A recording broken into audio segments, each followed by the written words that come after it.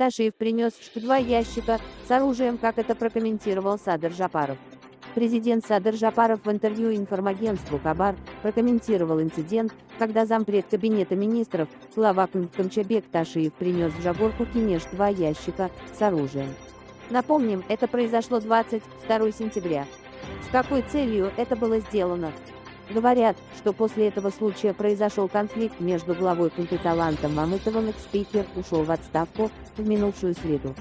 Депутаты вызвали Ташиева для получения информации до того, как завершились события. В Баткине была критика, что якобы у наших солдат нет патронов, автоматов не хватает. Говорили, что делает Ташиев, его разведка не работает. Наверное, он принес оружие, чтобы показать: вот вам автоматы. Конечно, лучше было дать их не в парламенте, а в Баткине, и только тем депутатам, которые согласились туда поехать. Здесь Ташиев немного ошибся, но нужно правильно понимать его состояние в то время. Он прилетел прямо с места боестолкновений и немного поддался эмоциям.